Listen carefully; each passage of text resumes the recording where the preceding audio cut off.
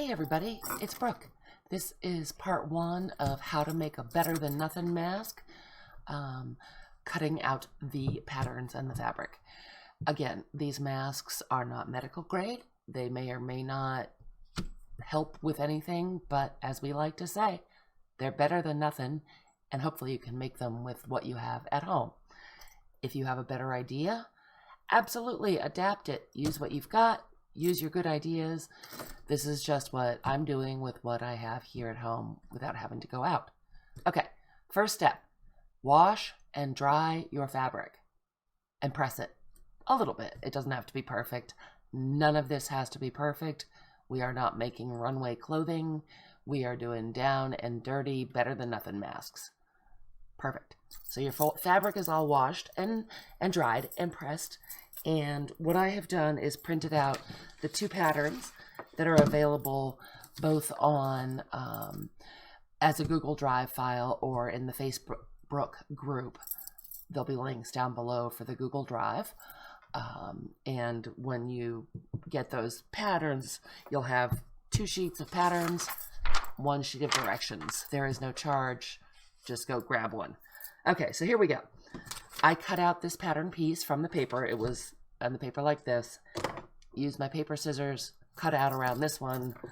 Almost finished cutting around this one. But through the magic of television, you know, I had that much done.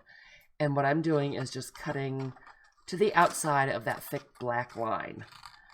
We're not too worried about perfection. We're not worried about, you know, seam allowances, all the things that you would normally worry about making clothing. Not worried about it. We're just doing it here, people. Okay, so you're gonna have 2 pattern pieces. This one actually gives you directions for 2 separate pieces, and I'll show you what I mean. So if you look at the one that says lining and outside here on the bottom, you're gonna cut 2 pieces of fabric that are wider, that go all the way to this outside edge. That's going to be your decorative fabric, the one that's going on the outside of the mask. Here I have a piece of Tim Holtz fabric. Tim Holtz fabric. That's how much I love you people. Any old fabric scraps will do. Whatever you got laying around, tear up a bed sheet, whatever. And then you're going to use the same pattern piece and cut out 2 pieces that are the same shape here, but they're going to be a little more narrow here. And those are for the inside lining. Okay, so what I'm going to do is take my decorative fabric, and I cut down this piece a little bit just to make it more manageable in this screen. What we are really doing is cutting out a bunch at once and kind of making a puzzle out of it on a bigger piece of fabric to use it most efficiently. But if you're only making 1 or 2, however you want to do it's great. You want to fold your fabric right sides together. Okay, so this is a flat piece of fabric. Pretty side is facing me. I'm going to fold it in half so those pretty sides are facing each other. And again, this is not a terribly efficient way to use my fabric, but I want to be able to show you how to do it. Then you're going to lay your fabric down on it and grab your pins. And my little button-headed pins I know are sharper. Some of those round-headed pins I swear I've had for 20 years. Although I forget the button-head ones are really sharp and I keep stabbing myself because that's just how I am. Okay, so we're pinning this in place. You don't need a million pins. And it looks like that got a little crooked, but you know what? I'm not even going to change it. Were I making clothing, I would change that to make sure it was sitting straight on the fabric. I don't care. I'm trying to make as many as I can. Alright, we'll put in another one. We'll put in 1 more. There we go. Alright, so we've got 2 pieces of fabric because our piece was folded in half. So when we cut the shape out, we're actually cutting 2 at once. So I've got my trusty fabric scissors that say, fabric only, people. Because that's how I am. And I'm just going to cut around this pattern piece up against that black line. Exact? Nope. If it goes off a little bit, oh well. You can fix it during the sewing process. Again, were we making clothing, I'd be saying a lot of different things. But if you can make a pocket for your journal, you can do this. And then I'm cutting around this side. This curved edge is important. We're going to work on that one shortly. That's the front of the mask that goes over your nose. And then right along the bottom. Okay, so you can see, not exact, not perfect. It's fine, close enough. Took what, 30 seconds max, even for me. So I'm going to take my pins out and move the pattern. And look, there's your outside fabric that will end up looking kind of like that. Cool, airplanes and stuff. So let me get this stuff out of the way so you can see. There you go. So these are your outside. This is the outside of your mask. I'm just going to set this to the side. Now I have some fabric that I'm going to use for the lining. And the lining is the piece, obviously, that lines the mask. So it's going to be the same shape that we just cut out, but we're going to make it a little shorter. Actually, let me do this. So I'm just going to lop off this piece. This is the pattern piece we just used. I am just cutting off the excess right there.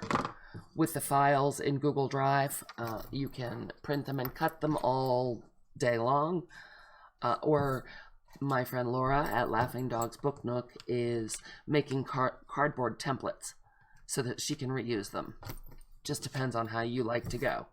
Again, I'm sorry, I forgot to say, this fabric is folded in half as well. Pretty sides together, so that when we're cutting this piece, we're actually cutting two pieces of the fabric because it's folded up. Stabby pins, stabby pins. There.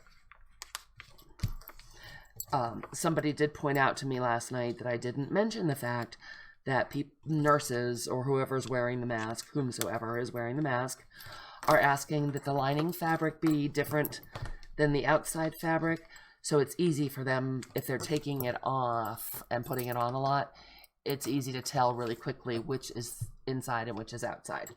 So I did not mention that, but someone pointed it out, and thank you very much. And again, I'm just going to cut right around this pattern. Try to hold it in place. It's trying to escape. And here we go. Right around that outside thick edge. Not having to be, you know, terribly careful. Just as close as you can get it. The closer that you get it when you're cutting, the easier it will be to sew, but it's not. It's very easy to make up for any little jogs in the cutting. And there we go. Get that stuff out of the way. I'm going to take off the pattern piece. And anything that I'm using, you guys, I sew a lot. I used to sew all of my kids' clothing, so I have a lot of sewing paraphernalia.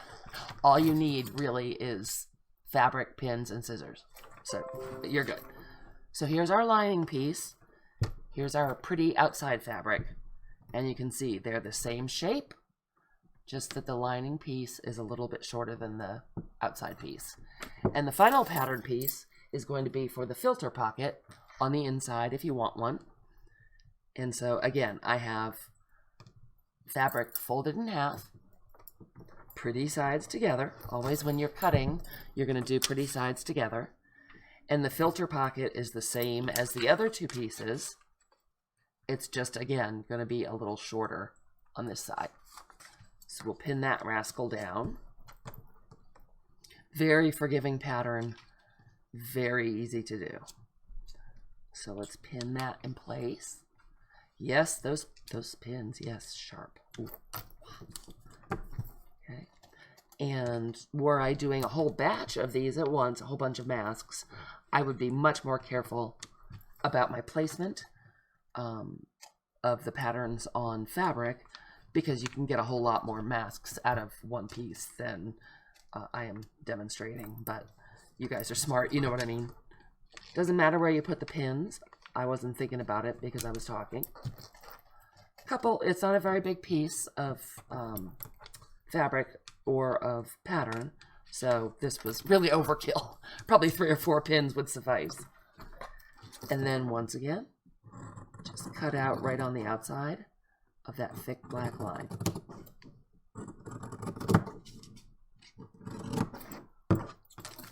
And off we go. Yep, I got that one on crooked too, but I'm okay with that. It'll work. It'll all work. easy and fun way to spend some time and really helping out some people. We've got a lot of people in our group that face the public in addition to our healthcare workers that have to face the public and take care of us all. So again, if anyone is in need of a few masks or a lot of masks, please send me an email. Hopefully, if the technology gods are with me, my email address will scroll across the bottom right here. Look, magic. Ooh, or not. I'm just pointing down because I like to. Okay, so this is our filter pocket, and we now have all pieces cut for step 2. Now, if you're making fabric ties, we will do that later. That's actually, you could do it now, you can do it later, whatever. I have moved into using t-shirt pieces, so we will address that later. But inserting the ties is the very last step in the process, so we will address that later. For right now, we've cut out, we've washed and dried our fabric, and we have cut out as many outsides and linings and filter pockets as we need. And that's all there is to that. Stay tuned for part 2, because we're going to move to the sewing machine. What? Okay, you guys, thanks so much for watching. I love you all. Your generous support in money and time for this project is amazing. If you like this video, please give it a thumbs up, share with someone who knows how to sew, and subscribe to the channel and come join the Facebook group. All that information is down below. All right, guys, love you. See you soon. Bye.